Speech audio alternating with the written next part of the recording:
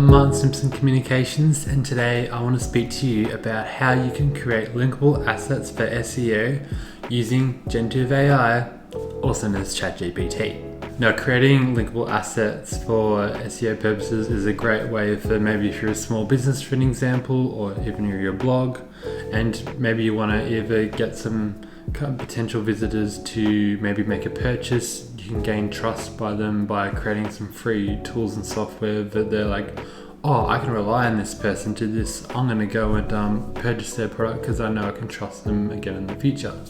That's a terrible explanation, but I tried. So what I was trying to do in creating my SEO content readability tool is that quite often when I'm using my current SEO tool, which is called All-in-One SEO, it often flagged me for having content readability being a bit hard. So I was like, how could I address this? So what I did is that I managed to create a tool where it can actually tell you how many words is in the sentences. So for an example, if I go and copy this, and also added a couple of other features as well, whether it's highlighting sentences with transition words, because that's another thing that my SEO tool picked up, was that I wasn't using enough transition words in my sentences. So I'll go and tick that. And yeah, so what my tool does, it basically identifies how many words is in a sentence. Now, according to Yoast SEO, they kind of suggest that it should be somewhere around 20 words in a sentence for really good content readability if maybe you're writing a blog or other similar types of content, or yeah, even if you're writing an email, for an example, for email marketing. So here it basically tells me which sentences are under 20 words, and it flags if it's kind of anything that's kind of over. I've also got a thing where it kind of marks the sentences without transition words as well, which is definitely really helpful, as well as working on an average sentence length. But yeah, this took me about an hour and a half to kind of play around and play with some settings. And I'll definitely go and now show you how to go and create one for your website. Now, I really wanted to kind of keep it really simple by just using HTML, so I'm going to be focusing more on that today, but there's lots of ones that you can create online, but you can use a bit of CSS and JavaScript as well. You can use a tool called, I believe it's WP Coder.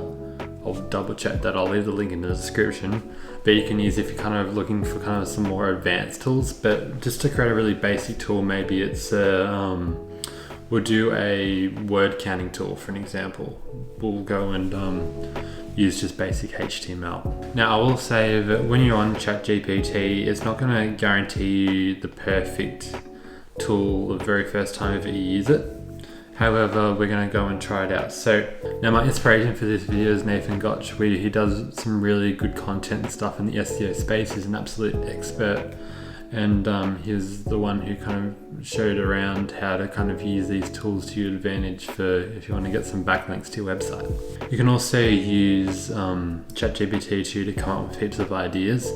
And yeah, again, it really depends on the industry. If you're a small business and maybe you do banking, I don't know, that's not really a small business, but, and maybe you can, make like a calculator tool that maybe shows, mortgage repayments, similar stuff like that, and that's always really helpful. You see that with a lot of the big banks. Also my blog posts as well, which I'll be posting.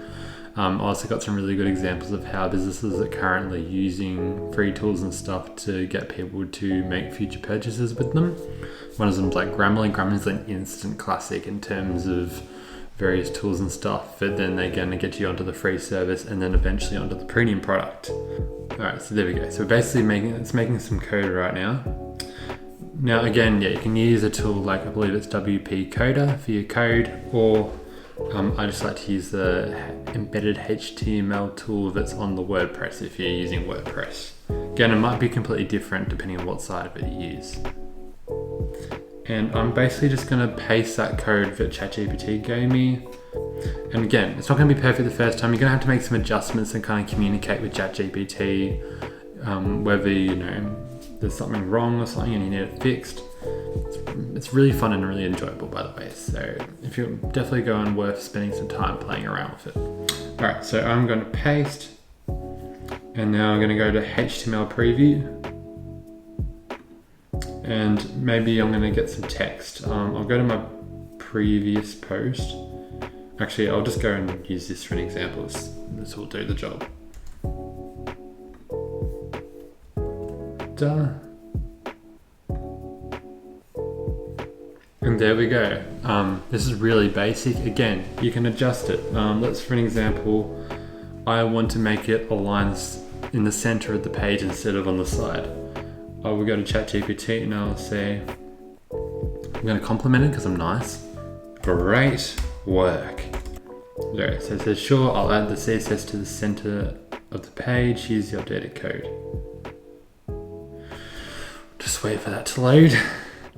And again, if you want to change maybe the heading and stuff, for an example, there's kind of bits in the code, and I kind of found when I was making my own tool, there's bits in the code where I knew I wanted to make an adjustment, I just do that bit of the code so it doesn't mess up the rest of the code.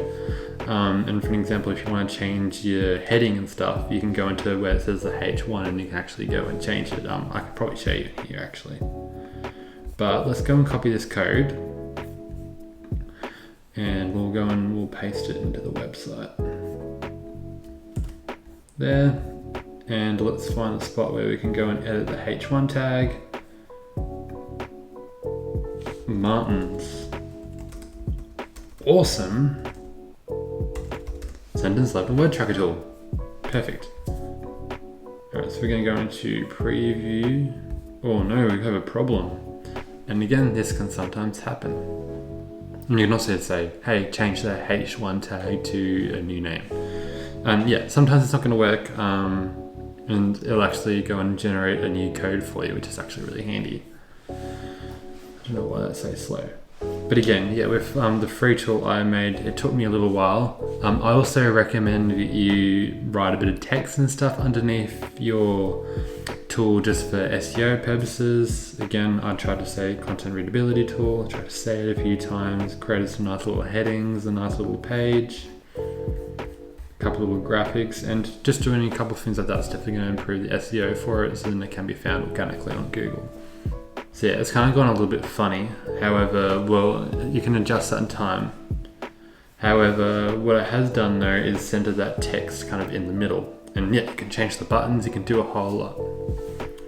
So if you have any more questions about tools or SEO or anything related to linkable assets, please comment or send me an email on martinsimpsoncommunications.com. Happy link building.